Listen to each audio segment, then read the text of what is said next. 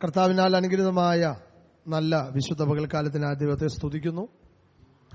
ആരാധനയ്ക്ക് യോഗ്യനായ നല്ല കർത്താവിനെ ആരാധിപ്പാൻ ഈ രാവിലെ ദൈവസന്നിധിയിൽ പ്രാർത്ഥനയോടും ഒരുക്കത്തോടും കൂടെ ദൈവസന്നിധിയിൽ കടന്നു വരികയും ദൈവത്തെ ആരാധിപ്പാൻ ലഭിച്ച അവസരങ്ങൾ വേണ്ടതുപോലെ വിനിയോഗിക്കുകയും ചെയ്ത എല്ലാ ദൈവമക്കളെ ഓർത്ത് ദൈവത്തെ സ്തുതിക്കുന്നു. ഈ പകൽക്കാലത്തെ ആരാധനയിൽ സംബന്ധിക്കുന്ന എല്ലാ മാതാപിതാക്കളെയും ഓർത്ത്, എല്ലാ സഹോദരങ്ങളെ ഓർത്ത്, വിശേഷാൽ ഈ ആരാധനയിൽ സംബന്ധിക്കുന്ന പുതുമുഖങ്ങളെ ഓർത്ത് എല്ലാവരെയും ഓർത്ത് ദൈവത്തെ മഹത്വപ്പെടുത്തുന്നു. കർത്താവ് എല്ലാവരെയും ധാരാളമായി അനുഗ്രഹിക്കട്ടെ എന്ന് ദൈവസന്നിധിയിൽ പ്രാർത്ഥിച്ചുകൊണ്ട് വചന ചിന്തയിലേക്ക് അല്പസമയം നമ്മുടെ ശ്രദ്ധ നമുക്ക് കേന്ദ്രീകരിക്കാം. 81-ാമത്തെ സങ്കീർത്തനമാണല്ലോ ഇന്ന് പകൽ വായിപ്പാനിടയായിത്തീർന്നത്. വളരെ മനോഹരമായ ആ സങ്കീർത്തനത്തിന്റെ വാക്കുകളെ ഓർത്ത് ദൈവത്തെ സ്തുതിക്കുന്നു. സങ്കീർത്തന പുസ്തകം പഴയ നിയമത്തിലാണ് എന്നുള്ളതുപോലെ തന്നെ പഴയ നിയമ ഇസ്രായേലിന്റെ ജീവിത ചരിത്രവുമായി ബന്ധപ്പെട്ടിട്ടുള്ള അനവധി കാര്യങ്ങളാണ് ഈ സങ്കീർത്തനത്തിൽ മിക്കവാറും എല്ലാ സങ്കീർത്തനത്തിലും നമുക്ക് കാണാൻ കഴിയുന്നത്. അപ്പോൾ തന്നെ ഇസ്രായേലിന്റെ ജീവിതവുമായി ബന്ധപ്പെട്ട് നിൽക്കുമ്പോൾ തന്നെ ഒരു ദൈവവൈതലിന്റെ ജീവിതവുമായി വളരെ അതിന് ആഴമേറിയ ബന്ധങ്ങളുണ്ട്. ഒരു ദൈവവൈതൽ ഈ ഭൂമിയിലായിരിക്കുമ്പോൾ കടന്നുപോകാൻ സാധ്യതയുള്ള ജീവിതത്തിന്റെ എല്ലാ സാഹചര്യങ്ങളെക്കുറിച്ചും ഈ സങ്കീർത്തനങ്ങളിൽ പല ഭാഗങ്ങളിലായി നമുക്ക് കാണാൻ കഴിയുന്നു. രോഗം വന്നിട്ടുണ്ടെങ്കിൽ അതിനെക്കുറിച്ച് പറയുന്നുണ്ട്, കഷ്ടതകൾ വന്നിട്ടുണ്ടെങ്കിൽ അതിനെക്കുറിച്ച് പറയുന്നുണ്ട്, ശത്രുക്കളാലുള്ള നിന്ദയും പീഡയും ഉണ്ടെങ്കിൽ അതിനെക്കുറിച്ച് പറയുന്നുണ്ട്. അങ്ങനെയെങ്കിൽ ജീവിതത്തിൽ ഒരു വ്യക്തിക്ക് അഭിമുഖീകരിപ്പാൻ കഴിയുന്ന എല്ലാ സാഹചര്യങ്ങളെക്കുറിച്ചും അനുഭവത്തിലൂടെ പ്രതിപാദിച്ചിരിക്കുന്ന സങ്കീർത്തനങ്ങളാണ് 150 സങ്കീർത്തനങ്ങൾ എന്നോർത്ത് ദൈവത്തെ സ്തുതിക്കുന്നു. ഏറ്റവും കൂടുതൽ സങ്കീർത്തനങ്ങൾ രചിച്ചിട്ടുള്ളത് ദാവീദാണ്, നമുക്കറിയാം. അതിനുശേഷം കോരഹപുത്രന്മാര്, ഏദാൻ, അതുപോലെ തന്നെ മോശ, പേരിൽ അറിയപ്പെടാത്ത ഒത്തിരി അജ്ഞാന സങ്കീർത്തനങ്ങൾ, അങ്ങനെ 150 സങ്കീർത്തനങ്ങൾ വിവിധ നിലകളിൽ ഉൾപ്പെട്ടിരിക്കുന്ന സങ്കീർത്തനങ്ങളാണ്. ദൈവത്തിന് സ്തോത്രം. ഇന്ന് പകൽ വായിച്ച ആ സങ്കീർത്തന ഭാഗവും ഇസ്രായേലിന്റെ ജീവിത ചരിത്രത്തെ ആസ്പദമാക്കി പറയുന്ന ചില ചിന്തകളാണ്. ഈ പകൽക്കാലത്തെ ചിന്തയ്ക്കായി ദൈവസന്നിധിയിൽ ഞാൻ പ്രാർത്ഥിച്ച വേളയിൽ ദൈവം എനിക്ക് തന്ന ചിന്ത ഇന്ന് പകൽ വേഗത്തിൽ ഓർപ്പിച്ച് ദൈവസന്നിധിയിരിപ്പാൻ കർത്താവിൽ ആഗ്രഹിക്കുന്ന ദൈവത്തിന് സ്തോത്രം. 81-ാം സങ്കീർത്തനത്തിന്റെ 15-ാമത്തെ വാക്യം ഇന്ന് പകൽക്കാലത്തെ ചിന്തയ്ക്കായി നമുക്ക് വായിക്കാം. 81-ാം സങ്കീർത്തനം അതിന്റെ 15-ാമത്തെ വാക്യം.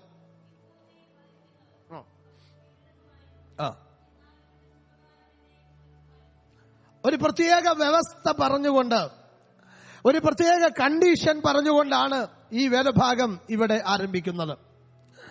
ഒരു പൂർണ്ണമായ ഒരർത്ഥം ആ വാക്യത്തിനകത്ത് തന്നെ ഇല്ല. യഹോവയെ പകയ്ക്കുന്നവർ അവന് കീഴടങ്ങുമായിരുന്നു. എന്തോ ചിലത് ചെയ്താൽ, ചിലത് പ്രമാണിച്ചാൽ അത് സംഭവിക്കുമായിരുന്നു. എന്നാൽ അവരുടെ ശുഭകാലം എന്നേക്കും നിലനിൽക്കുമായിരുന്നു. വേദപുസ്തകത്തിൽ ഏത് വാക്യങ്ങളും പറയുമ്പോൾ അതിനൊരു വ്യവസ്ഥയുണ്ട്. ദൈവം വ്യവസ്ഥയിൽ പ്രസാദിക്കുന്ന ദൈവമാണ്. ദൈവം ചെയ്യുന്ന ഏത് കാര്യവും അത് വ്യവസ്ഥ പ്രകാരമാണ് ചെയ്യുന്നത്. നാം വസിക്കുന്ന ഈ ലോകത്തിൽ നമ്മുടെ ഏത് കാര്യങ്ങളും നമ്മൾ എടുത്തു പഠിച്ചു നോക്കിയാൽ എല്ലാം വ്യവസ്ഥ പ്രകാരമാണ് ആ കാര്യങ്ങൾ ചെയ്യുന്നത്. വ്യവസ്ഥകൾ തെറ്റിച്ചുള്ള ഒരു കാര്യം പെട്ടെന്നൊരു പക്ഷേ സാധിച്ചെടുക്കാൻ ലോകപ്രകാരമുള്ള സ്വാധീനം കൊണ്ടൊരു പക്ഷെ കഴിഞ്ഞെന്നിരിക്കാം. എന്നാൽ അത് നേരാവണ്ണം ശരിയാവണ്ണമുള്ള കാര്യമല്ല എന്നുള്ളത് അത് ചെയ്യുന്നവർക്ക് തന്നെ, അത് പ്രവർത്തിക്കുന്നവർക്ക് തന്നെ അറിയാം. നമ്മുടെ ജീവിതത്തിൽ നടക്കേണ്ടത് വ്യവസ്ഥ പ്രകാരമുള്ള കാര്യമായിരിക്കണം. ദൈവത്തിന് സ്തോത്രം. ദൈവത്തെ ആരാധിക്കുന്നതിനൊരു വ്യവസ്ഥയുണ്ട്, പ്രാർത്ഥിക്കുന്നതിനൊരു വ്യവസ്ഥയുണ്ട്, ഉപവസിക്കുന്നതിനൊരു വ്യവസ്ഥയുണ്ട്, ദൈവസന്നിധിയിൽ വരുന്നതിനൊരു വ്യവസ്ഥയുണ്ട്. ഹല്ലേലൂയ. ദൈവത്തെ സേവിക്കുന്നതിനൊരു വ്യവസ്ഥയുണ്ട്. ചുരുക്കി പറഞ്ഞാൽ ക്രിസ്തീയ ജീവിതം ആകമാനം വ്യവസ്ഥയിൽ അധിഷ്ഠിതമാണ് എന്നുള്ളത് ദൈവവചനം നമ്മെ പഠിപ്പിക്കുന്നു. നമ്മൾ വായിച്ച വാക്യത്തിന്റെ ആ 2-ാമത്തെ ഭാഗത്തിൽ മാത്രം നിന്നുകൊണ്ട് ചില കാര്യങ്ങൾ ഓർപ്പിച്ച വേഗത്തിൽ ദൈവസന്നിധിയിരിപ്പാൻ ഞാൻ ആഗ്രഹിക്കും. എന്നാൽ അവരുടെ ശുഭകാലം എന്നേക്കും നിലനിൽക്കുമായിരുന്നു. ശുഭകാലം എന്നേക്കും നിലനിൽക്കുമായിരുന്നു. ജീവിതത്തിൽ ശുഭകാലം ആഗ്രഹിക്കാത്ത ഒരു മനുഷ്യനുമില്ല. കഷ്ടകാലം വരാൻ ആഗ്രഹിച്ചില്ലെങ്കിലും ഒരു ശുഭകാലത്തിന് വേണ്ടി നമ്മൾ പ്രാർത്ഥിക്കുന്നവരാ. കഷ്ടകാലം വന്നാൽ അത് വേഗം തീരാൻ നമ്മൾ പ്രാർത്ഥിക്കുമെങ്കിലും ശുഭകാലം നീണ്ടു നിൽക്കാനാണ് നമ്മളൊക്കെ പ്രാർത്ഥിക്കുന്നത്. അപ്പോൾ മനുഷ്യൻ എന്തുകൊണ്ടും ഇഷ്ടപ്പെടുന്ന ഒരു കാലമാണ് ശുഭകാലം എന്ന് പറയുന്നത്. ശലോമോന്റെ വാക്കുകൾ കടമെടുത്ത് പറഞ്ഞാൽ എല്ലാറ്റിനും ഒരു കാലമുണ്ട്. കരയാനൊരു കാലമുണ്ട്, ചിരിക്കാനൊരു കാലമുണ്ട്, പറക്കി കൂട്ടാനൊരു കാലമുണ്ട്, പറക്കി മാറ്റാനൊരു കാലമുണ്ട്. എല്ലാത്തിനും ഒരു കാലമുണ്ട്. ദൈവത്തിന് സ്തോത്രം. ദൈവമക്കളെ, ജീവിതത്തിൽ നല്ല കാലം ഉള്ളതുപോലെ തന്നെ കഷ്ടകാലവുമുണ്ട്. ദൈവത്തിന് സ്തോത്രം. ഇവിടെ പറയുന്ന മറ്റൊരു വചനം ഇതാണ്: അവരുടെ ശുഭകാലം എന്നേക്കും നിലനിൽക്കുമായിരുന്നു. ദൈവത്തിന് സ്തോത്രം. നാം ഒക്കെ ആഗ്രഹിക്കുന്നതും വളരെ ആത്മാർത്ഥതയോടെ പ്രാർത്ഥിക്കുന്നവരും പരിശ്രമിക്കുന്നവരും ഒരു ശുഭകാലം കിട്ടാൻ വേണ്ടിയാണ്. ജീവിതത്തിൽ ജനിച്ചു വളർന്ന സാഹചര്യം മുതൽ ജീവിതത്തിന്റെ അവസാനം വരെയും കഷ്ടതയിൽ തന്നെ കഴിച്ചുകൂട്ടി ദൈവസന്നിധിയിൽ അങ്ങനെ മാനിക്കപ്പെടണമെന്ന് ചിന്തിക്കുന്നവരാരുമില്ല. അറിഞ്ഞോ അറിയാതെയോ നമ്മുടെ മനസ്സിൽ നമ്മൾ പ്രാർത്ഥിക്കുന്ന ഒരു പ്രാർത്ഥനാ വിഷയമാണ്: കർത്താവേ, ഇന്നത്തെ ഈ കണ്ണുനീരൊക്കെ മാറി, ഇന്നത്തെ ഈ വേദനയൊക്കെ ഒന്ന് മാറി, ഇന്നത്തെ ഈ രോഗാതുരമായ ഈ ശരീരത്തിന്റെ ഈ അവസ്ഥയൊക്കെ മാറി, ഒരു നല്ല ദിനം എനിക്ക് എന്ന് കാണുമോ എന്ന് പാടുന്നത് പോലെ പ്രാർത്ഥിക്കുന്നത് പോലെ ഒക്കെ നമ്മുടെ ജീവിതത്തിൽ അനുഭവങ്ങളായി തീരാറുണ്ട്. അപ്പൊ നാം എല്ലാവരും ആഗ്രഹിക്കുന്നത് ഒരു ശുഭകാലം വരണമെന്നുള്ളതാണ്. ദൈവത്തിന് സ്തോത്രം. എല്ലാവരും വളരെ ശ്രദ്ധയോടെ ദൈവവചനം കേൾക്കണം. ഒരു ശുഭകാലം എങ്ങനെ നമുക്ക് ലഭിക്കാൻ കഴിയും? ഇവിടെ വായിച്ചത് അവരുടെ ശുഭകാലം എന്നേക്കും. അപ്പൊ ശുഭകാലം അവർക്കുണ്ടായി, ശുഭകാലം അവർ കൈവരിച്ചു, അത് നിലനിൽക്കുന്ന കാര്യമാണ്. എന്നാൽ എന്റെ ഇന്നത്തെ ചിന്താവിഷയം കേന്ദ്രീകരിച്ചിരിക്കുന്നത് ശുഭകാലം എങ്ങനെ പ്രാപിക്കാം. ഒന്നാമത്തെ ചിന്തയത. 2, ശുഭകാലം എങ്ങനെ നഷ്ടപ്പെടുന്നു. ഈ 2 ചിന്തകൾ പറഞ്ഞ് എന്റെ വാക്കുകളെ വേഗത്തിൽ അവസാനിപ്പിക്കുക. എങ്ങനെയാണ് നമുക്ക് ശുഭകാലം ലഭിക്കുന്നത്?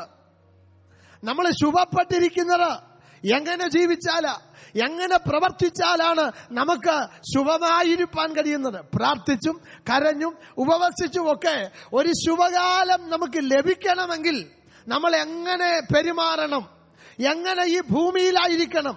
വചനത്തിൽ നിന്ന് തന്നെ അതിന് തെളിവോർപ്പിക്കാം.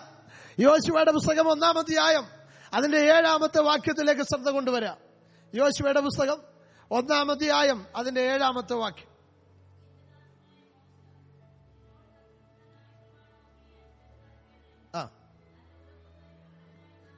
നല്ല ഉറപ്പും ധൈര്യമുള്ളവനായി മാത്രം ഇരിക്കുക. നീ ചെല്ലുന്നിടത്തൊക്കെയും ശുഭമായിരിക്കേണ്ടതിന് അത് വിട്ട് ഇടത്തോട്ടോ വലത്തോട്ടോ മാറരുത്. ദൈവത്തിന് സ്തോത്രം. പ്രാർത്ഥിച്ചാൽ മാത്രം പോരാ, ഉപവസിച്ചാൽ മാത്രം പോരാ, കണ്ണുനീരൊഴുക്കിയാൽ മാത്രം പോരാ. ലഭിച്ചിരിക്കുന്ന ജീവിതത്തിന്റെ ഗ്രന്ഥിയായ ഈ പ്രമാണത്തിൽ നിന്ന് അണുവിട പോലും വ്യതിചലിക്കാതിരുന്നാൽ നീ ശുഭത കൈവരിപ്പാനിടയാകും, നീ ശുഭപ്പെട്ടിരിപ്പാനിടയായി തീരും. ഒരുവനെ ദൈവം അനുഗ്രഹിക്കുന്നതിന് കുറുക്കു വഴിയില്ല. ദൈവത്തിന്റെ വഴികളെല്ലാം നേരുള്ള വഴിയാ. ദൈവത്തിന്റെ വഴിയുള്ള ചൊവ്വുള്ള വഴിയാ. ദൈവത്തിന് സ്തോത്രം. ദൈവം നടത്തുന്നത് ചൊവ്വയുള്ള പാതകളില്ല. അങ്ങനെയെങ്കിൽ വചനം പറയുന്നു, ഈ പ്രമാണം വിട്ട് നീ ഇടത്തോട്ടോ വലത്തോട്ടോ മാറരുത്. ഇടത്തോട്ടോ വലത്തോട്ടോ മാറുന്നവരൊക്കെ നമ്മൾ ഒരുപക്ഷെ കണ്ടെന്നിരിക്കാം. വിശ്വാസികളെന്ന് പേർ പറയുന്ന ആളുകൾ പോലും ഒരുപക്ഷെ പ്രമാണം വിറ്റ് കാശാക്കുന്നവരുണ്ടാകാം, പ്രമാണം വിട്ടുപോകുന്നവരുണ്ടാകാം, പ്രമാണത്തിനെതിരായി പ്രവർത്തിക്കുന്നവരുണ്ടാകാം, പ്രമാണത്തിന് വിരുദ്ധമായ കാര്യങ്ങൾ ചെയ്യുന്നവരുണ്ടാകാം. പ്രമാണം കയ്യിലുള്ളത് കൊണ്ട് കാര്യമില്ല, പ്രമാണം കക്ഷത്തിലുള്ളത് കൊണ്ട് കാര്യമില്ല, പ്രമാണം നമ്മുടെ ഭവനത്തിലുള്ളത് കൊണ്ട് കാര്യമില്ല. ഈ പ്രമാണത്തിനനുസരിച്ച് അടിയുറച്ച് ജീവിക്കാൻ നമ്മൾ പ്രതിജ്ഞാബദ്ധരായിരിക്കണം. ദൈവത്തിന് സ്തോത്രം. ഹല്ലേലൂയ. അതുകൊണ്ടാണ് ഭക്തനായ സങ്കീർത്തനക്കാരൻ ഇങ്ങനെ പറഞ്ഞത്, എന്നെ ഈ വചനം കൺട്രോൾ ചെയ്യുന്നതാ, എന്നെ നിയന്ത്രിക്കുന്നതാ. അതുകൊണ്ട് ഞാൻ എന്ത് ചെയ്യുന്നു? ഞാൻ നിന്നോട് പാപം ചെയ്യാതിരിപ്പാൻ നിന്റെ വചനത്തെ എന്റെ ഹൃദയത്തിൽ സംഗ്രഹിക്കുന്നു.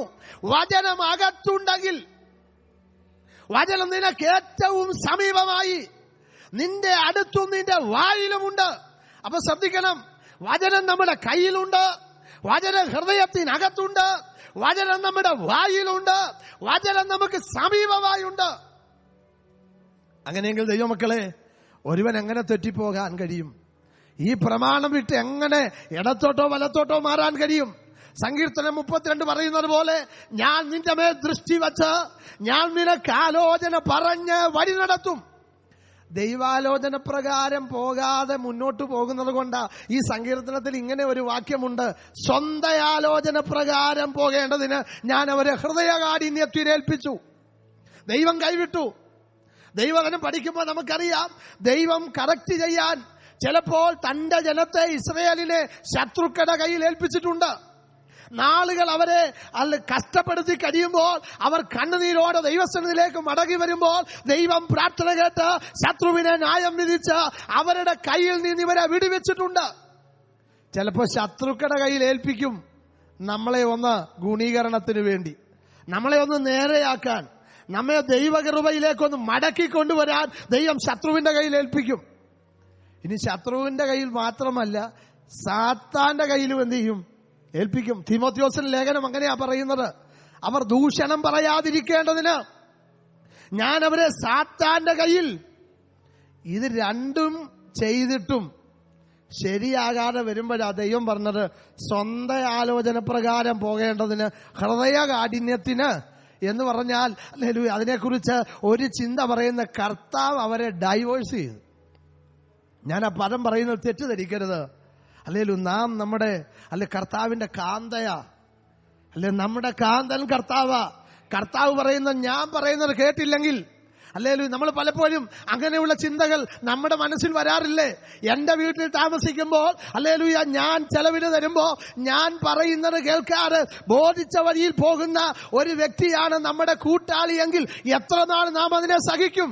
ഒരുപക്ഷെ ലോകാപവാദം പറയാതിരിപ്പാൻ, അത് സംഭവിക്കാതിരിപ്പാൻ കുറെയൊക്കെ അഡ്ജസ്റ്റ് ചെയ്യാൻ തയ്യാറായെങ്കിലും ഇതുപോലെ കാന്തന് വിരോധമായി കാന്ത പെരുമാറിയാൽ അവളെ ഉപേക്ഷിക്കയില്ലേ? അതുപോലെ കർത്താവ് പറഞ്ഞത്, സ്വന്തം ആലോചന പ്രകാരം നടക്കേണ്ടതിന് ഞാൻ അവരെ ഹൃദയകാഠിന്യത്തിന് ഏൽപ്പിച്ചു. ദൈവം അവരെ ഉപേക്ഷിച്ചു. ഹല്ലേലൂയ. അതുകൊണ്ടാ ശത്രു പറഞ്ഞത്, ദൈവം അവനെ ഉപേക്ഷിച്ചിരിക്കുന്നു, പിന്തുടർന്ന് പിടിപ്പീൻ, വിടുവിപ്പാൻ ആരുമില്ല. ദൈവത്തിന് സ്തോത്രം. പിശാച് പറയുക, ദൈവം പോലും കൈവിട്ടതാ, ഹല്ലേലൂയ, ദൈവം പോലും ഉപേക്ഷിച്ചതാ, ദൈവം അവരെ തള്ളിക്കളഞ്ഞതാ, ഇനി സഹായിപ്പാൻ ആരുമില്ല. ഭൂമിയിൽ ആരെല്ലാം തള്ളിക്കളഞ്ഞാലും കർത്താവ് തുണയായിട്ടുണ്ടെങ്കിൽ ഭയപ്പെടാനൊന്നുമില്ല. എന്നാൽ ഭൂമിയിൽ ആരെല്ലാം നമുക്കുണ്ടെങ്കിലും കർത്താവ് തള്ളിയാൽ ഒരു ദൈവവൈതല്യം നിലനിൽപ്പില്ലെന്നുള്ള കാര്യം മറക്കരുത്. വിഷയത്തിലേക്ക് ഞാൻ വീണ്ടും മടങ്ങി വരട്ടെ. അവിടെ ദൈവത്തിന്റെ വചനത്തിൽ നമ്മൾ വായിച്ചല്ലോ, നീ ചെല്ലുന്നിടത്തൊക്കെ ശുഭപ്പെട്ടിരിക്കേണ്ടതിന്. ഈ പ്രമാണത്തിൽ നിന്ന് ഇടത്തോട്ടോ വലത്തോട്ടോ എന്ത് ചെയ്യരുത്? മാറരുത്. വചനം കയ്യിൽ കൊണ്ട് നടന്നാൽ മാത്രം പോരാ, വചനം പ്രസംഗിച്ചാൽ മാത്രം പോരാ, വചനം പറഞ്ഞാൽ മാത്രം പോരാ, വചനം നമ്മുടെ ഹൃദയത്തിനുള്ളിലേക്ക് ഒന്ന് കയറാനിടയായി തീരണം. ഹല്ലേലൂയ. ഈ വചനം നമ്മുടെ ഹൃദയത്തിൽ സംഗ്രഹിക്കണം.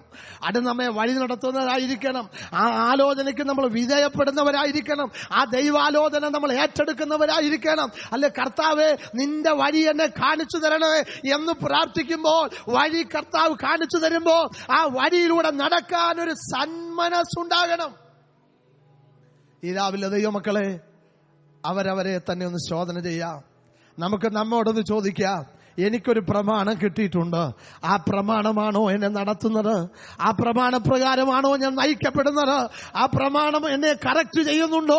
വഴി തെറ്റിപ്പോകുമ്പോ ഈ പ്രമാണത്തിലൂടെയാണ് പോകുന്നതെങ്കിൽ, ഈ ദൈവശബ്ദം അനുസരിച്ചാ പോകുന്നെങ്കിൽ, വഴി വിട്ടുമാറുമ്പോൾ അത് നമ്മളെ കറക്റ്റ് ചെയ്യും. പുറകിൽ നിന്ന് നമ്മുടെ കാതുകൾ ഒരു ശബ്ദം കേൾപ്പിക്കും, ഇതാകുന്നു വഴി, ഇതിലെ നടന്നുകൊള്ളുവീണെന്നൊരു ശബ്ദം നമ്മുടെ പുറകിൽ കേൾക്കും. ആ വചനം നമ്മളെ കറക്റ്റ് ചെയ്യുന്നതാ. ആ കർത്താവ് നമ്മെ കറക്റ്റ് ചെയ്യുന്നവനാ. നേരായ പാതയിലൂടെ, നേരായ വഴിയിലൂടെ ആ ദൈവം നമ്മെ നയിക്കുന്നവനാ. ദൈവത്തിന് സ്തോത്രം. സങ്കീർത്തനം 73 ഇങ്ങനെ പറയുന്നു, നിന്റെ ആലോചനയാൽ നീ എന്നെ നടത്തും. പിന്നത്തേതിൽ ദൈവവൈതലേ, ഒരു മഹത്വപൂർണമായ ഒരു അനുഭവം ദൈവാലോചന പ്രകാരം നടക്കുന്നവനുണ്ട് കേട്ടോ. ദൈവത്തിന് സ്തോത്രം.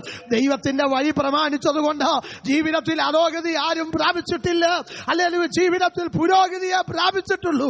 ഇന്നലെ രാത്രിയും ദൈവദാസൻ സംസാരിച്ചപ്പോ അദ്ദേഹം ഇങ്ങനെ പറഞ്ഞു, പണ്ടുകാലത്ത് വിശ്വാസത്തിന് വേണ്ടി ഇറങ്ങിത്തിരിച്ച സമയത്ത് വീടിനൊരു വാതിൽ പോലും ഇല്ലാതിരുന്ന ഒരു കാലയളവിൽ അങ്ങനെ ഒരു ഭവനത്തിൽ ദൈവത്തെ ആരാധിച്ച് ആരാധനയ്ക്ക് വേണ്ടിയ ഭവനം തുറന്നു കൊടുത്തെങ്കിൽ അദ്ദേഹം എന്നോട് പറയാനിടയായി, താൻ പഠിപ്പിക്കുന്ന വേദപാഠശാലയുടെ സമീപത്ത് തന്നെ മനോഹരമായ ഒരു ഭവനം ചമപ്പാൻ ദൈവം തന്റെ കരങ്ങളെ ബലപ്പെടുത്തി. ദൈവത്തിന് സ്തോത്രം. Hallelujah, hallelujah. ദൈവമുഖത്തേക്ക് നോക്കി ആത്മാർത്ഥതയോടെ ഇറങ്ങിത്തിരിക്കുന്ന ദൈവവൈതലേ, ദൈവം ആർക്കും കടക്കാരനല്ലെന്ന് പാടുന്നത് പോലെ ദൈവം ആർക്കും കടക്കാരനല്ല. ആരും ദൈവത്തെ സേവിച്ചിട്ട് ഇതുവരെ അല്ലെങ്കിൽ ഒരു നന്മ പ്രാപിക്കാതിരുന്നിട്ടില്ല. എന്റെ മുമ്പിലിരിക്കുന്ന നാമൊക്കെ ഒരുപക്ഷെ മൗനമായിട്ടിരിക്കുന്നെങ്കിലും നാം എല്ലാവരും നന്മ അനുഭവിച്ചവരാ, നാം വിടുതൽ അനുഭവിച്ചവരാ. ദൈവം ഉയർത്തിയെന്ന് മനസ്സുകൊണ്ട് നമ്മൾ സമ്മതിക്കുന്നവരാ, മനസ്സുകൊണ്ട് അംഗീകരിക്കുന്നവരാ. ദൈവത്താൽ അല്ലാതെ ഒരു ഉയർച്ചയും നമ്മുടെ ജീവിതത്തിൽ ഇതുവരെ സംഭവിച്ചിട്ടില്ല. ഹല്ലേലൂയ. അത് നല്ല പ്രാഗൽഭ്യത്തോടെ പറയാൻ എനിക്കും പ്രാഗൽഭ്യമുണ്ട്. ഹല്ലേലൂയ. ഇന്ന് വരെ ഞാൻ ഇവിടെ എത്തിയത് എന്തെങ്കിലും പ്രാപിച്ചിട്ടുണ്ടെങ്കിൽ അതെല്ലാം തമ്പുരാന്റെ കരുണയാ, തമ്പുരാന്റെ കരുണയാ. എപ്പോഴും അത് ഓർക്കണം. ദൈവത്തിന് സ്തോത്രം. ദിവസം ഒരു പ്രാവശ്യമെങ്കിലും അത് ഓർക്കണം.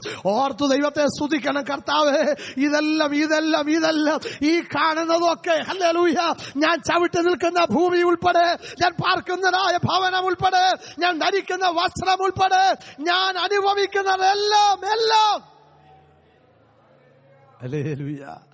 അതിലുപരിയായി എന്റെ കുടുംബത്തിലും എന്റെ കുലത്തിലും പലർക്കും പ്രാപിപ്പാൻ കഴിയാത്ത ഈ നിത്യരക്ഷ അവിടുന്ന് എനിക്ക് ദാനമായി നൽകിയല്ലോ. അങ്ങേ കണ്ടെത്തുവാൻ, ഹല്ലേലൂയ, അങ്ങേ പിൻപറ്റുവാൻ എനിക്ക് ലഭിച്ച ഭാഗ്യം എത്രയോ വിലപ്പെട്ടതാ. ദൈവത്തിന് സ്തോത്രം. ഇപ്പോൾ വചനം പറയുന്നത് ശുഭത കൈവരിക്കണമെങ്കിൽ ഹല്ലേലൂയ നീ വചനം പ്രമാണിക്കണം. വചനത്തിൽ നിന്ന് ഇടത്തോട്ടോ വലത്തോട്ടോ എന്ത് ചെയ്യരുത്, മാറരുത്. ദൈവത്തിന് സ്തോത്രം. കൂടെ നിൽക്കാൻ ആരുമില്ലെങ്കിലും ദൈവമക്കളെ, വചനത്തിൽ നിൽക്കുന്നവന്റെ കൂടെ നിൽക്കാൻ കർത്താവുണ്ട്. ഹല്ലേലൂയ. കേരളക്കരയിൽ വളരെ ശക്തിയോടെ ദൈവവചനം പ്രസംഗിച്ച നമ്മുടെ ഇടയിലുള്ള പ്രായമുള്ള പിതാക്കന്മാർക്കറിയാം. അവർ കണ്ടിട്ടുണ്ട്, ഞാൻ കണ്ടിട്ടില്ല, കേട്ടിട്ടുള്ളതേ ഉള്ളൂ. വണ്ടമേട് ചാക്കോച്ചൻ എന്ന് പറയുന്ന ഒരു ദൈവദാസനെ കുറിച്ച് അദ്ദേഹം സുവിശേഷത്തിന് വേണ്ടി വളരെയധികം പ്രയോജനപ്പെട്ടിട്ടുള്ള ഒരു കർത്തൃദാസനാണ്. അദ്ദേഹം ഒരിക്കലൊരു ടൗണിൽ സുവിശേഷ പ്രസംഗം നടത്തുവാനായിട്ട് ഇങ്ങനെ വന്ന് നിൽക്കുമ്പോൾ ഒരുപാട് വാഹനങ്ങൾ ഇങ്ങനെ തിരക്ക് പിടിച്ച റോഡിലൂടെ പോകുന്നു. ആളുകളൊക്കെ തിരക്ക് പിടിച്ച ജീവിത സാഹചര്യങ്ങളുമായി നെട്ടോട്ടം ഓടുന്നു. ഒരു സുവിശേഷം പ്രസംഗിക്കാൻ ഞാൻ ആഗ്രഹിച്ചപ്പോൾ പറ്റിയൊരു സാഹചര്യമില്ലാതെ ഒരു 5 മിനിറ്റ് ഇങ്ങനെ ഓടിപ്പോകുന്ന വാഹനങ്ങളെയും ഓടിപ്പോകുന്ന മനുഷ്യരെയും മൈൻഡ് ചെയ്യാതെ പോകുന്ന ആളുകളെയൊക്കെ കണ്ടുകൊണ്ട് 5 മിനിറ്റ് നിന്ന ശേഷം അദ്ദേഹം തന്റെ കയ്യിലുള്ള ആ ഒരു വസ്ത്രം ആ തറയിലേക്കൊന്ന് വിരിച്ചു. എന്നിട്ട് തലകുത്തി ഒന്ന് നിന്നു. തലകുത്തി നിന്നപ്പോ ഇയാൾ എന്താ ചെയ്യുന്നതെന്നറിയാൻ ഒരാൾ വന്നു, 2 പേര് വന്നു, 3 പേര് വന്നു. 3 പേര് വന്നത് ഇങ്ങനെ കൂടി കൂടി കൂടി വലിയൊരു കൂട്ടമായി. അപ്പോൾ അവിടെ നിന്ന് അദ്ദേഹം മെയ്വഴക്കമുള്ള ഒരു മനുഷ്യനായതുകൊണ്ട് ചില അഭ്യാസങ്ങളൊക്കെ തന്റെ ആത്മീക നിലവാരത്തിന് കോട്ടം വരാത്ത നിലയിലൊക്കെ ഇവരുടെ ശ്രദ്ധയെ ആകർഷിക്കാനൊക്കെ ഒന്ന് കാണിച്ചിട്ട് അദ്ദേഹം പെട്ടെന്ന് നേരെ നിന്നിട്ട് ഇങ്ങനെ പറഞ്ഞു, ഞാൻ 5 മിനിറ്റ് വന്ന് നിങ്ങൾ നിൽക്കുന്നത് പോലെ ഇവിടെ നിന്നിട്ട് എന്റെ കൂടെ നിൽക്കാൻ ആരുമില്ലായിരുന്നു. ഞാൻ തലകുത്തി നിന്നപ്പോ എന്റെ കൂടെ നിൽക്കാൻ ആളുണ്ട്. ഇതാ ലോകം. പ്രിയപ്പെട്ടവരെ, അല്ലെ, പ്രമാണത്തിന് വേണ്ടി നിൽക്കുന്നവന്റെ കൂടെ നിൽക്കാൻ ഒരുപക്ഷെ ആരും കാണത്തില്ല. ഹല്ലേലൂയ. പ്രമാണത്തിനെതിരായി നിൽക്കുന്നവന്റെ കൂടെ, എതിരെ പ്രവർത്തിക്കുന്നവന്റെ കൂടെ നിൽക്കാൻ ആളുണ്ട്. അല്ലെ, ഇന്ന് പകൽക്കാലം ഭാരപ്പെടരുത്. ഒരുപക്ഷെ വിശ്വാസത്തിന് വേണ്ടി നാം ഒറ്റക്കിറങ്ങി തിരിച്ച വ്യക്തിയാണെങ്കിലും കൂടെ നിൽക്കാൻ ഭർത്താവോ ഭാര്യയോ അല്ലെങ്കിൽ കുഞ്ഞുങ്ങളോ മാതാപിതാക്കളോ വേണ്ടപ്പെട്ടവരോ ആരുമില്ലെങ്കിലും ഇന്ന് പകൽക്കാലം വളരെ ധൈര്യത്തോടെ ഞാൻ പറയാം, പ്രമാണത്തിന് വേണ്ടി നിൽക്കുന്നവന്റെ കൂടെ നിൽക്കുന്ന സ്വർഗത്തിലെ ദൈവമുണ്ട് എന്നുള്ള കാര്യം മറക്കരുത്. Hallelujah, hallelujah. അല്ലെ പാട്ടുകാരൻ പാടുന്നത് പോലെ, എനിക്ക് നീ തുണ മതിയേ പ്രിയനെ, എനിക്ക് നീ കൃപ മതിയേ പ്രിയനെ. ഈ ഭൂപ്രയാണത്തില്, ഈ മരുഭൂ യാത്രയില് എനിക്ക് നിന്റെ കൃപ മതി. ദൈവത്തിന് സ്തോത്രം. ഒരുപക്ഷെ ആരും താങ്ങാൻ കാണുകയില്ല, ആരും സഹായിപ്പാൻ കാണുകയില്ല, ഒരാശ്വാസം പറയാൻ ആരുമില്ല. നീ വല്ലതും കഴിച്ചോ എന്ന് ചോദിക്കാൻ ആരും കാണത്തില്ല. അല്ലെങ്കിൽ എന്താ മുഖം വാടിയതെന്ന് ചോദിക്കാൻ ആരുമില്ല. ഹല്ലേലൂയ. നമ്മൾ ഇടയ്ക്കൊക്കെ ഇപ്പോൾ അത് കേൾക്കാറില്ല. നമ്മുടെ കുഞ്ഞുങ്ങൾ പാടിയ ഒരു പാട്ട് ഞാൻ പലപ്പോഴും ഓർക്കാറുണ്ട്. എന്തിന് കരയുന്നെന്ന് ചോദിപ്പാൻ യേശു മാത്രം. പ്രിയപ്പെട്ടവരെ, ഹല്ലേലൂയ, നീ കരയുന്നത് ഒരുപക്ഷെ എല്ലാവരും കണ്ടില്ലെന്നിരിക്കും. എന്നാൽ നീ കരയുന്നത് എന്തിനാണെന്ന് ചോദിക്കുന്ന ഒരുവനേ ഉള്ളൂ, അതെന്റെ കർത്താവ്. ദൈവത്തിന് സ്തോത്രം. അതുകൊണ്ട് ഇന്ന് പകൽക്കാലം വിശ്വാസലേഖരായിരിക്കുന്ന പലരും നമുക്കുണ്ടല്ലോ. ഹല്ലേലൂയ. പ്രിയപ്പെട്ടവരെ, വിശ്വാസ ജീവിതത്തിന്റെ ഏകാന്തതയിൽ ആയിരിക്കുന്ന പലരും ഉണ്ടല്ലോ. പ്രിയപ്പെട്ടവരെ, ഞാൻ ദൈവവചനത്തിലൂടെ നിങ്ങളെ ധൈര്യപ്പെടുത്തുകയാണ്. ഭാരപ്പെടരുത്. ഒരുപക്ഷെ കൂടെ നിൽക്കാൻ നിന്റെ കുടുംബത്തിൽ നിന്ന് ആരുമില്ലെങ്കിലും ഇന്ന് പകൽ ആത്മാവിൽ നീ ധൈര്യപ്പെട്. നിന്നെ വിളിച്ചവൻ വിശ്വസ്തനാണ്, അവൻ കൈവിടുന്ന ദൈവമല്ല. ആര് കൈവിട്ടാലും, ആര് ഉപേക്ഷിച്ചാലും, ആര് മാറി നിന്നാലും, ആരൊക്കെ മാറിപ്പോയാലും ഇവന് മാറിപ്പോകാൻ കഴിയത്തില്ല. അത്ര കടപ്പാട് എനിക്കും എന്റെ ദൈവവുമായിട്ട്, അല്ല ദൈവവും ഞാനുമായിട്ടുണ്ട്. ആ കടപ്പാടിൻ്റെതായ ബന്ധമാണ് ഇന്ന് വരെ എന്നെ കൃപയിൽ നിർത്തിയത്. ദൈവത്തിന് സ്തോത്രം. അതുകൊണ്ട് വചനം പറയുന്നു, അല്ലേലും ഈ പ്രമാണം വിട്ട് ഇടത്തോട്ടോ വലത്തോട്ടോ മാറാതിരുന്നാൽ നിനക്ക് ശുഭത കൈവരിപ്പാനിടയാകും. ഹല്ലേലൂയ. ശുഭത കൈവരിപ്പാൻ കഴിയുമെന്നുള്ളത് മാത്രമല്ല, ഈ ശുഭകാലം വചനത്തിൽ നമ്മൾ വായിച്ചല്ലോ, എന്നേക്കും എന്ത് ചെയ്യും? നിലനിൽക്കും. ഹല്ലേലൂയ. ഞാനത് പറയുമ്പോൾ വചനം അതിന് ശരിവെക്കുന്നുണ്ട്. നമുക്കൊന്ന് ശ്രദ്ധിക്കാം. ദാനിയേലിന്റെ പുസ്തകം 1-ാം അധ്യായത്തിന്റെ അവസാനത്തെ വാക്യം.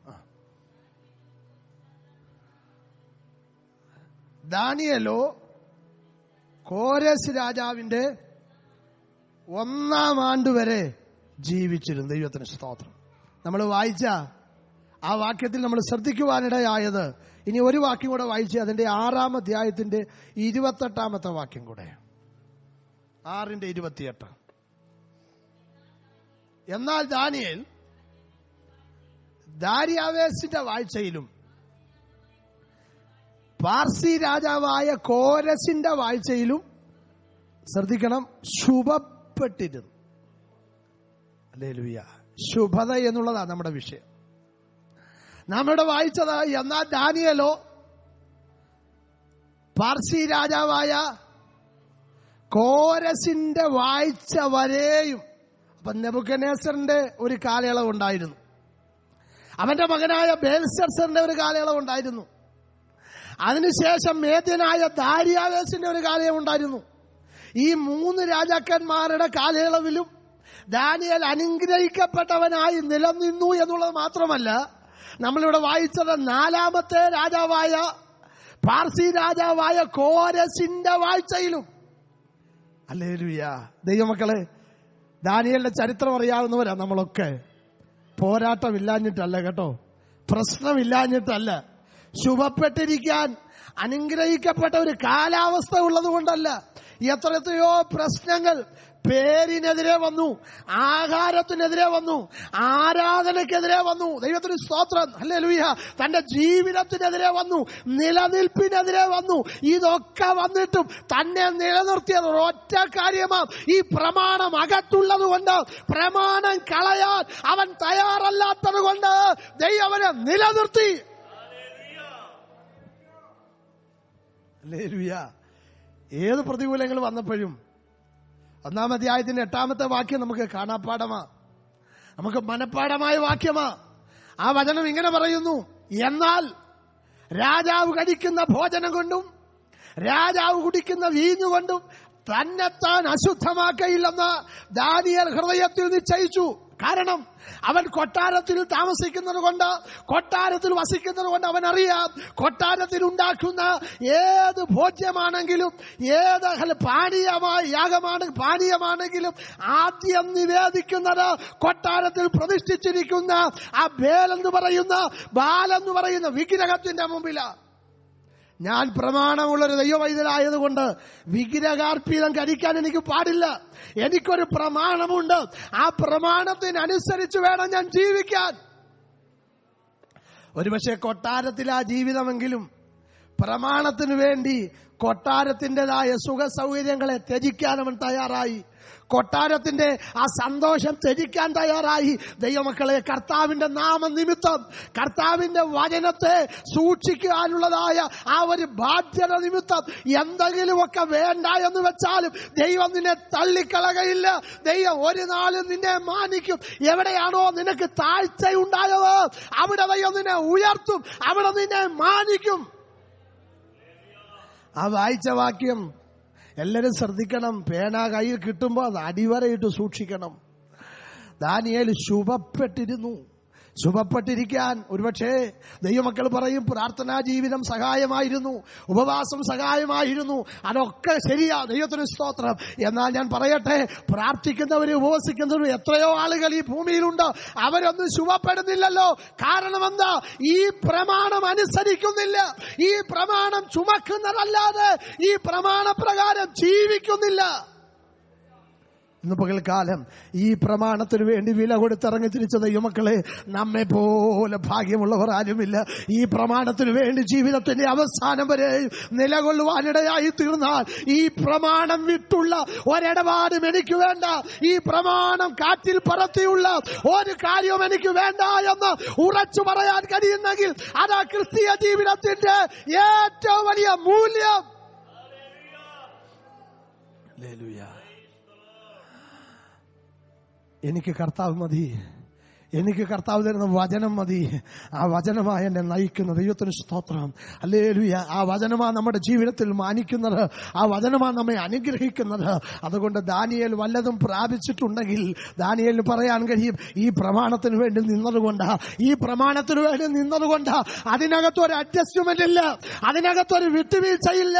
വിട്ടുവീഴ്ചയില്ലാതെ ദൈവവചനം പ്രമാണിപ്പാൻ തയ്യാറായാൽ 119 സങ്കീർത്തനത്തിന്റെ 4 വാക്യം ഞാൻ കൂടെ ദൈവമക്കളെ ഓർപ്പിക്കുന്ന ഒരു വചനമാണല്ലോ. ഒരു നിമിഷം ഒന്നെടുത്ത് വായിച്ച് 119 സങ്കീർത്തനത്തിന്റെ 4 വാക്യം. നിന്റെ പ്രമാണങ്ങളെ കൃത്യമായി ആചരിക്കേണ്ടതിന്. അപ്പോ ദൈവം തന്നത് വിട്ടുവീഴ്ചയോടുകൂടെ ചെയ്യാനല്ല, കൃത്യമായി ആചരിക്കണം.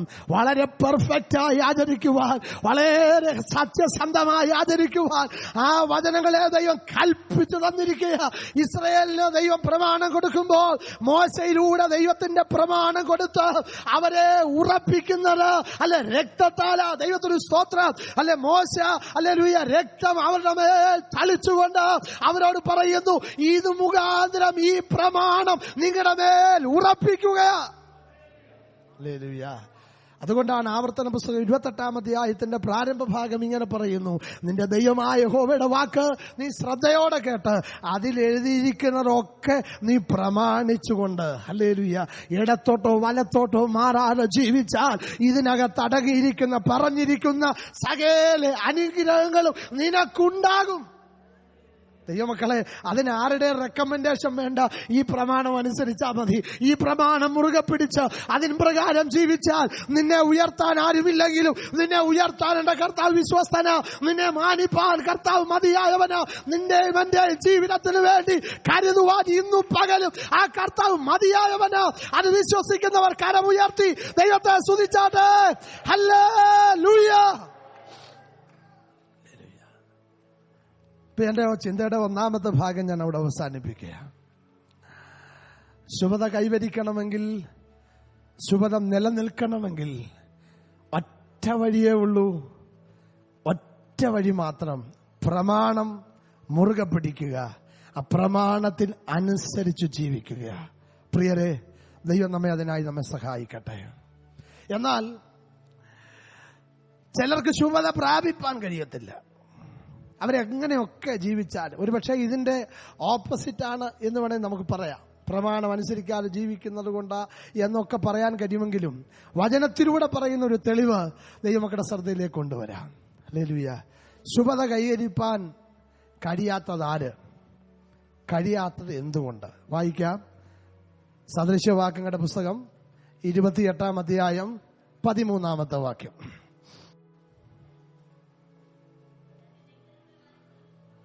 തന്റെ ലംഘനങ്ങളെ മറയ്ക്കുന്നവന് ശുഭം വരികയില്ല. അപ്പൊ വചനഭാഗം ശ്രദ്ധിച്ചല്ലോ. തന്റെ ലംഘനങ്ങളെ മറയ്ക്കുന്നവന് ശുഭം വരത്തില്ല. ശുദ്ധ മലയാളത്തിൽ പറഞ്ഞാൽ ഒരു ഗുണവും വരത്തില്ല, ഒരഭിവൃദ്ധി ഉണ്ടാകത്തില്ല, ഒരു മേന്മയുണ്ടാകത്തില്ല, ഒരു എഴുന്നേൽപ്പുണ്ടാകത്തില്ല, അല്ലേ? ഒരു പുരോഗതി പ്രാപിപ്പാൻ കഴിയത്തില്ല. എങ്ങനെ ചെയ്താൽ? തെറ്റിനെ മറച്ചാൽ, ലംഘനത്തെ മറച്ചാൽ, അതിനെ മൂടി വച്ചാൽ അവൻ ഒരു ശുഭവും പ്രാപിക്കത്തില്ല. പിന്നെന്ത് ചെയ്യണം? വചനം പറയുന്നത് അതേറ്റു പറഞ്ഞ് ഉപേക്ഷിക്കുന്നവനോ. അതേറ്റു പറയണമെങ്കിൽ അത് തെറ്റാണെന്ന് ബോധ്യപ്പെടണം. അത് തെറ്റാണെന്ന് ബോധ്യപ്പെടണമെങ്കിൽ ആത്മാവകത്ത് വേണം. ആത്മാവകത്തുണ്ടെങ്കിൽ മാത്രം പോരാ, വചനം കേൾക്കണം. വചനം കേൾക്കുമ്പോൾ ആ ഹൃദയത്തിനകത്ത് കുത്തുവരുന്നത്. വചനം കേൾക്കണമെങ്കിൽ അത് കേൾക്കുന്നതായ സ്ഥലത്ത് നമ്മളായിരിക്കണം, അല്ലെങ്കിൽ കേൾക്കാനുള്ള പരിധിക്കുള്ളിലായിരിക്കണം. വചനം കേൾക്കാതെ എങ്ങനെ ഒരാളുടെ ഉള്ളത്തിൽ ദൈവത്തിന്റെ ആത്മാവ് ക്രിയ ചെയ്യും?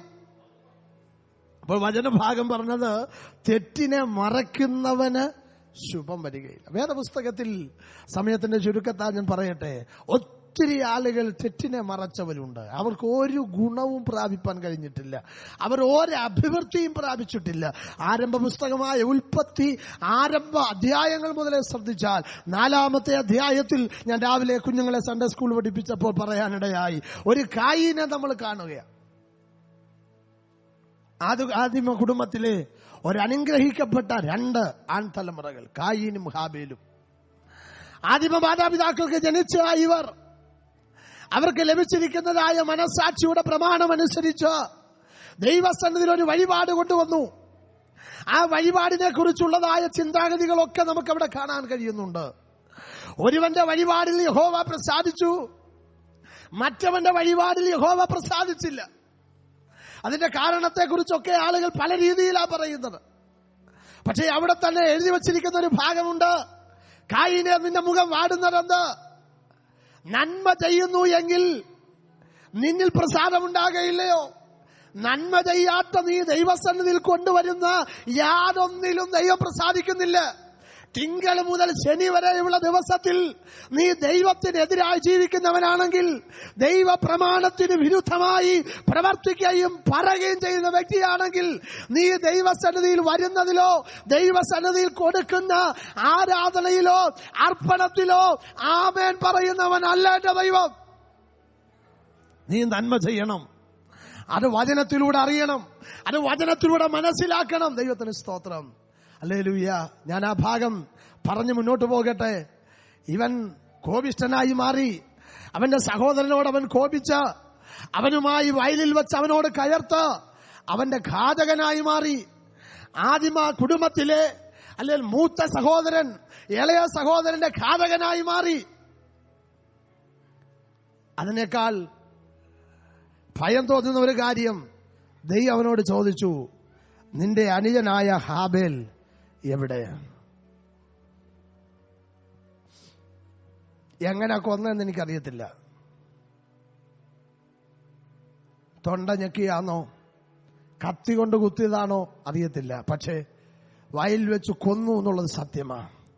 അങ്ങനെയെങ്കിൽ അവനെ കൊല്ലുന്ന അവസരത്തിൽ അവന്റെ കരച്ചിൽ ഈ കാതിൽ ഇപ്പോഴുമുണ്ട്, അവന്റെ കണ്ണുനീർ വാർത്തത് ഈ കണ്ണുകളിൽ ഇപ്പോഴുമുണ്ട്. എന്നെ കൊല്ലരുതേ എന്ന് പറഞ്ഞ ആ വാക്കുകൾ ഹൃദയത്തിൽ ഇപ്പോഴുമുണ്ട്. തന്റെ മുമ്പിൽ വെച്ച് തന്റെ കരങ്ങൾ കൊണ്ട് സഹോദരനെ കൊന്നൊടുക്കിയ ആ കായീനോട് ദൈവം ചോദിക്കുന്നു, നിന്റെ സഹോദരൻ എവിടെയെന്ന് ചോദിച്ചപ്പോ അവന്റെ മറുപടി, ഞാൻ എന്റെ അനുജന്റെ കാവൽക്കാരനോ എന്ന് പറഞ്ഞ് ഞാൻ കണ്ടില്ലെന്ന്. തെറ്റിനെ മറക്കല്ലേ, തെറ്റിനെ മറക്കല്ലേ. ഒരു ശുഭവും വരത്തില്ല, ഒരു ഗുണവും പ്രാപിപ്പാൻ കഴിയത്തില്ല. ഹല്ലേലൂയ. തമ്പുരാനെ സംഭവിച്ചു പോയി എന്തു പറഞ്ഞു വിലപിക്കുന്നതിനു പകരം പെട്ടെന്നുള്ള ഒരു വികാരത്തിന്റെ തള്ളലിൽ അങ്ങനെ ഒന്ന് സംഭവിച്ചു പോയി, അങ്ങനെ ഒന്ന് വന്നുപോയി. ദൈവമക്കളെ, നമ്മുടെ കർത്താവ് ഏറ്റു പറഞ്ഞാൽ കരുണ തരുന്നവനാ. നീ ചെയ്തത് ഒരു കൊടും ക്രൂരതയാണെങ്കിലും, നീ ചെയ്യാൻ പാടില്ലാത്തതാ നീ ചെയ്തതെങ്കിലും മനഃപൂർവ്വമായി അനുതപിച്ച് ദൈവത്തിൽ നിലവിളിച്ചാൽ അതിനൊരു മാനസാന്തരം ഉണ്ടെന്ന് ദൈവത്തിന് തോന്നിയാൽ ദൈവം നമ്മോട് ക്ഷമിക്കുന്നവനാ. പക്ഷേ കായീന് അതിന് കഴിഞ്ഞില്ല. അവന്റെ ചിന്താഗതികൾ അവൻ ഊന്നി നിന്നുകൊണ്ട്, അവന്റെ രാഷ്ട്രീയ സ്വഭാവത്തിൽ അവൻ ഊന്നി നിന്നുകൊണ്ട്, തന്നിഷ്ടക്കാരനായ കോപിയായിരിക്കുന്ന ഇവൻ ഇങ്ങനെ വിളിച്ചു പറഞ്ഞു, ഞാൻ എന്റെ അനുജന്റെ കാവൽക്കാരനല്ല എന്ന് പറഞ്ഞാൽ എനിക്ക് അവനെ കുറിച്ചൊരു ഉത്തരവാദിത്തമില്ല, എനിക്ക് അവനുമായൊരു ബന്ധമില്ല. അവിടെ വചനം പറയുന്നവൻ യഹോവയുടെ സന്നിധിയിൽ നിന്ന് പോയി നോദെന്ന് പറയുന്ന ദേശത്ത് പാർത്തു. അവന്റെ പിന്തുടർച്ചയെക്കുറിച്ച് വേദപുസ്തകത്തിൽ വായിപ്പാൻ കഴിയുന്നത് അത്ര നല്ലതല്ലാത്ത ഒരു ചരിത്രമാ. ദൈവത്തിന് സ്തോത്രം. പ്രിയരെ, അല്ലേലു തെറ്റിനെ മറക്കുന്നവന് ശുഭം വരത്തില്ല, ശുഭം വരത്തില്ല. അല്ലേലുയ, ഇന്ന് പകൽക്കാലം ഏറ്റുപറയാൻ ഒരു മനസ്സതി ഉണ്ടാകട്ടെ. കർത്താവേ, വന്നുപോയെന്ന് പറയാൻ, സംഭവിച്ചു പോയെന്ന് പറയാൻ, എന്റെ നാക്ക് അങ്ങനെ വളഞ്ഞുപോയെന്ന് പറയാൻ, എന്റെ കൈ അങ്ങനെ ചലിച്ചെന്ന് പറയാൻ, അല്ലേലുയ, അങ്ങനെ ഒരു കാര്യം എഴുതുവാൻ എന്റെ കൈ ഉപയോഗിച്ചെന്ന് പറയാൻ, എന്റെ ഹല്ലേലൂയ ജീവിതം ആ നിലയിൽ വഴിപ്പെട്ടു, പിശാച് വശീകരിച്ചെന്ന് പറയാൻ. പിശാചിന്റെ വശീകരണ ശക്തിയുള്ള ഒരു ലോകത്തിലാണ് നമ്മൾ ജീവിക്കുന്നതെന്ന് സമ്മതിക്കേണ്ടിയിരിക്കുന്നു. സർപ്പം ഉപായത്താൽ ഹവ്വയെ വഞ്ചിച്ചെങ്കിൽ വീണ്ടെടുക്കപ്പെടാത്ത ലോകത്തിൽ, വീണ്ടെടുക്കപ്പെടാത്ത ജഡശരീരത്തിലായിരിക്കുന്ന ദൈവമക്കളെ, നമ്മളെയും വഞ്ചിക്കാൻ, നമ്മെ ചതിക്കാൻ, നമ്മളെയും ആത്മീകത്തിൽ നിന്ന് അകറ്റിക്കളയാൻ പിശാച് ഏത് സമയത്തും പ്രവർത്തിക്കും. പാട്ടിൽ നമ്മൾ അങ്ങനല്ലേ പാടുന്നത്? ഏതു നേരത്തും പിശാചിടർച്ച ചെയ്തിടും, ഭീതി വേണ്ട, ദൂതരുണ്ടു കാത്തുകൊള്ളുവാൻ. ഏതു നേരത്തും പിശാചിടർച്ച ചെയ്തിടും, ഭീതി വേണ്ട, ദൂതരുണ്ടു കാത്തുകൊള്ളുവാൻ. അപ്പോൾ പാട്ടുകാരനും പറയുന്നത്, പാടുന്നത്, സമർത്ഥിക്കുന്നത്, ശരിവെക്കുന്നത് ഏതു നേരത്തും. അത് വീട്ടിലായിരിക്കുമ്പോഴും ജോലി സ്ഥലത്തായിരിക്കുമ്പോഴും ഒരുപക്ഷെ പ്രാർത്ഥനാ നിരതരായിരിക്കുന്ന ഒരന്തരീക്ഷത്തിൽ നിന്ന് എപ്പോഴൊന്ന് മാറി നിന്നാലും ആ സമയത്തൊക്കെ ഈ പരീക്ഷകൻ അടുത്തു വന്ന് നമ്മൾ പ്രാപിച്ച കൃപ നഷ്ടപ്പെടുത്താൻ, പ്രാപിച്ച സന്തോഷത്തിൽ നിന്ന് അകറ്റിക്കളയാൻ, ശേഷം മനുഷ്യരെ പോലെ എന്നെയും നിന്നെയും ആക്കുവാൻ. ഹല്ലേലൂയ. ദൈവമക്കളെ, പിശാചിന് വിശുദ്ധനെന്നോ വൃതനെന്നോ ഒന്നും പേടിയൊന്നുമില്ല. കാരണം വചനഭാഗം ഉദ്ധരിച്ചാ ഞാനത് പറയുന്നത്. കഴിയുമെങ്കിൽ, ബാക്കി പറ, വൃതന്മാരെയും തെറ്റിക്കാൻ. ഹല്ലേലൂയ. വൃതൻ എന്ന് പറഞ്ഞാൽ ക്രിസ്തുവിന് വേണ്ടി, ദൈവത്തിന് വേണ്ടി വേർതിരിയപ്പെട്ടവൻ ആ വൃതൻ. ദൈവത്തിന് സ്തോത്രം. അങ്ങനെയെങ്കിൽ കഴിയുമെങ്കിൽ വൃതനെയും തെറ്റിക്കുവാൻ പിശാച് വളരെ പരിശ്രമം ചെയ്യുന്ന ഒരു കാലയളവിലാണ് നമ്മളായിരിക്കുന്നത്. അതുകൊണ്ട് വളരെ ഹല്ലേലൂയ വിശുദ്ധിയോടെ, വളരെ ദൈവവചനത്തിന്റെ പ്രമാണങ്ങളെ മുറുകെ പിടിച്ചുകൊണ്ട് ജീവിതത്തിൽ ഏതെങ്കിലും നിലയിലൊരു തെറ്റു വന്നുപോയാൽ, ഒരബദ്ധം സംഭവിച്ചു പോയാൽ ഏറ്റുപറഞ്ഞുപേക്ഷിക്കണം. എങ്ങനെ? ദാവീദിനെ പോലെ. തന്റെ ഭവനത്തിലേക്ക് നാഥാൻ കടന്നു വന്നിട്ട് ഒരു നാടക രൂപത്തിലെ കാര്യങ്ങൾ അവതരിപ്പിച്ചു. ആ കാര്യങ്ങളൊക്കെ പറഞ്ഞ് അവന്റെ മനസ്സാക്ഷിയുടെ വികാരത്തെ ഒന്ന് ഇളക്കിക്കൊണ്ട് വന്നു കഴിഞ്ഞപ്പോൾ ദാവീദ് കോപിച്ചിട്ട് പറഞ്ഞു, ആ മനുഷ്യൻ ആര് തന്നെയാണെങ്കിലും അവനൊരു ശിക്ഷയുണ്ട്. അതേ ടോണിൽ നാഥാൻ തിരിച്ചു പറഞ്ഞു, അത് മറ്റാരുമല്ല, നീ തന്നെ എന്ന് പറഞ്ഞ കാര്യങ്ങൾ പറഞ്ഞപ്പോൾ അവിടെ അനുദപിച്ചു. ഹല്ലേലൂയ. അവിടെ അനുദപിച്ചു. ആ അനുതാപ സങ്കീർത്തനമാ 51-ാം സങ്കീർത്തനം. ആ സങ്കീർത്തനം താൻ പറയുന്നു, ഹല്ലേലൂയ, എന്നെ നന്നായി കഴുകി എന്റെ പാപം ക്ഷമിക്കണമേ. അവന്റെ ആ തിരിച്ചുവരവ്, അവന്റെ ആ മാനസാന്തരം, അവന്റെ ആ മടങ്ങി വരവ്, അവന്റെ ആ ഒരു അനുതാപം, ഒരുപക്ഷെ കുടില തന്ത്രം ഉപയോഗിച്ച താനൊന്ന് ഏതൊന്ന് നേടാൻ ആഗ്രഹിച്ചുവോ അത് നേടാൻ വേണ്ടി അതിന് അനുസരിച്ചുള്ള ഗോപ്യമായ പരിപാടി. ഒന്നുകൂടെ ഞാൻ ആ പദം പറയുന്നതിൽ തെറ്റാണെങ്കിൽ നിങ്ങൾ ക്ഷമിക്കുക. അണ്ടർഗ്രൗണ്ട് വർക്ക് വരെ ചെയ്തു എന്ന് പറഞ്ഞാൽ അവരെഴുത്തെഴുതി, ഹല്ലേലൂയ, അവന്റെ തന്നെ കൊടുത്തയച്ചു. ഇത് നീ എന്റെ സേനാനായകന്റെ കൊണ്ട് കൊടുക്കണം, പട കഠിനമാകുന്നിടത്ത് ഇവനെ നിർത്തണം, ഇവൻ വെട്ടുകൊണ്ട് ചാകണം. ഉദ്ദേശം മറ്റേതാ, അണ്ടർഗ്രൗണ്ട് വർക്ക്. ദൈവ പൈതലേ, ഹല്ലേലൂയ. പക്ഷെ അവന് മനസ്താപം ഉണ്ടായി. ആരും അറിയാതെ ഞാൻ ചെയ്യുന്ന ഈ അണ്ടർഗ്രൗണ്ട് വർക്ക് ശരിയല്ല. ഹല്ലേലൂയ. ഒരു ആത്മീകൻ ഉചിതമായ ഒരു പരിപാടിയല്ല. അല്ലെ ഒളിഞ്ഞും തെളിഞ്ഞും നിന്നുള്ളതായ പ്രവൃത്തി. അല്ലെ ഒരു ആത്മീകനെ വീഴിക്കുവാൻ ഒരു പക്ഷേ ഹല്ലേലൂയ തന്റെ ഇഷ്ടത്തിന് ഹല്ലേലൂയ വഴങ്ങാൻ വേണ്ടി, അല്ലെ വഴങ്ങാത്തവനെ ഒതുക്കാൻ, അല്ലെങ്കിൽ തനിക്ക് ഇഷ്ടമുള്ളത് നേടാൻ വേണ്ടി ഏതറ്റം വരെയും ഒരു നീച പ്രവൃത്തി ചെയ്യാൻ, ഒരു താണിറങ്ങാൻ ഒരാത്മീകൻ ഒരിക്കലും പാടില്ല. ഇനിയും അബദ്ധവശ സംഭവിച്ചു പോയെങ്കിൽ ദാവീദിനെ പോലെ കരുണയ്ക്ക് വേണ്ടി പ്രാർത്ഥിക്കണം. കർത്താവേ, സംഭവിച്ചു പോയി. എന്നാൽ തമ്പുരാൻ അവനോട് ക്ഷമിച്ച ശേഷം പറഞ്ഞു, ഹല്ലേലൂയ, കുഞ്ഞേ ദാവീദേ, ഇതിനകത്തെ പ്രോഫിറ്റ് നിനക്ക് ഗുണം വരത്തില്ല. എന്താ പ്രോഫിറ്റ്? അതിനകത്ത് ലഭിച്ച ആ തലമുറ എന്ത് ചെയ്യും? മരണപ്പെട്ടു പോകും. അതൊരിക്കലും ഒരു പ്രോഫിറ്റായിട്ട് ഹല്ലേലൂയ ഞാൻ കണക്ക് കൂട്ടത്തില്ല. നീ മടങ്ങി വന്നത് ശരിയാ, നീ അനുദപിച്ചത് ശരിയാ, നീ മാനസാന്തരപ്പെട്ടത് ശരിയാ, നിന്റെ ഹൃദയത്തിനകത്ത് ആഴമേറിയ ഒരു കുറ്റബോധം ഉണ്ടായെന്നുള്ളത് ഞാൻ മനസ്സിലാക്കുന്നു. പക്ഷേ ആ ഒരു ബിസിനസ് കൊണ്ട് നിനക്കുണ്ടായ ആ ഒരു നേട്ടമുണ്ടല്ലോ, അത് നിനക്കൊരിക്കലും അനുഗ്രഹമാകത്തില്ല. വാക്കുകളെ ഞാൻ പരിമിതപ്പെടുത്തുവാൻ കർത്താവിൽ ആശിക്കുക. തന്റെ തെറ്റിനെ മറയ്ക്കുന്നവന് ശുഭം വരികയില്ല. ആദമേ, നീ എവിടെ എന്ന് ചോദിച്ചപ്പോൾ, ഞാൻ നിന്നോട് തിന്നരുതെന്ന് പറഞ്ഞത് നീ തിന്നോ എന്ന് ചോദിച്ചപ്പോൾ, ചോദ്യത്തിനുള്ള മറുപടിയല്ല അവൻ കൊടുത്തത്. അവൻ പറഞ്ഞു, നീ എന്നോട് കൂടെ ഇരിപ്പാൻ തന്ന ഹല്ലേലൂയ സ്ത്രീ എനിക്ക് തന്നു, ഞാൻ തിന്നു. സ്ത്രീയോട് ചോദിച്ചു, അവൾ പറഞ്ഞു, പാമ്പെന്നെ വഞ്ചിച്ചു. പ്രിയപ്പെട്ടവരെ, തെറ്റിനെ മറക്കരുത്. ഇന്ന് പകൽക്കാലം ജീവിതത്തിൽ എവിടെയെങ്കിലും ഹല്ലേലൂയ ഒരു ശുഭത പ്രാപിച്ചത് നിലനിർത്താൻ കഴിയാതെ, ഒരു ശുഭത പ്രാപിക്കാൻ കഴിയാതെ എവിടെയെങ്കിലും മറയപ്പെട്ടിരിക്കുന്ന, മൂടപ്പെട്ടിരിക്കുന്ന തെറ്റുകൾ ഉണ്ടെങ്കിൽ ഒരുപക്ഷെ നാം ചിന്തിക്കും, ആരും അറിഞ്ഞിട്ടില്ല, ആരും മനസ്സിലാക്കിയിട്ടില്ല. എന്റെ കൂടെ ആരാധിക്കുന്നവരോ, എന്റെ കൂടെ പാർക്കുന്നവരോ, അല്ലെങ്കിൽ എന്നെ അറിയാവുന്നവരുടെ ഒക്കെ മുമ്പിൽ ഒരുപക്ഷെ ഹല്ലേലൂയ നാം അതൊക്കെ മൂടി വെക്കുന്നുണ്ട്. പക്ഷേ ഹല്ലേലൂയ ഈ വചനത്തിന്റെ ശുശ്രൂഷയുടെ മുമ്പിൽ ദൈവാത്മാവ് വ്യക്തിപരമായി നമ്മോട് വിരൽ ചൂണ്ടിയാൽ ഒരു മടങ്ങിവരവിന് നാം തയ്യാറാകണം. ഈ പകൽക്കാലത്തെ വചനം അതിനിടയായി തീരട്ടെ. അല്ല, എന്നാൽ അവരുടെ ശുഭകാലം എന്നേക്കും നിലനിൽക്കുമായിരുന്നു. 2 ചിന്തകളാണ് ഞാൻ ദൈവമക്കളോട് പങ്കുവച്ചത്. ഒന്ന്, ശുഭകാലം പ്രാപിക്കണമെങ്കിൽ, പ്രാപിച്ചത് നിലനിൽക്കണമെങ്കിൽ ഒറ്റ വഴിയേ ഉള്ളൂ, വചനം പ്രമാണിക്കുക. വചനത്തിൽ നിന്ന് ഇടത്തോട്ടോ വലത്തോട്ടോ മാറാതിരിക്കുകയാ. ഒരുപക്ഷെ ആരെല്ലാം നിനക്ക് ലഭിച്ച ശുഭത നഷ്ടപ്പെടുത്താൻ ശ്രമിച്ചാലും ഹല്ലേലൂയ വചനം പറയുന്നു, നേരോടെ നടക്കുന്നവർക്ക് ഒരു നന്മയും മുടങ്ങി പോകത്തില്ല എന്ന് പറഞ്ഞാൽ കിട്ടിയത് കിട്ടിക്കൊണ്ടിരിക്കും.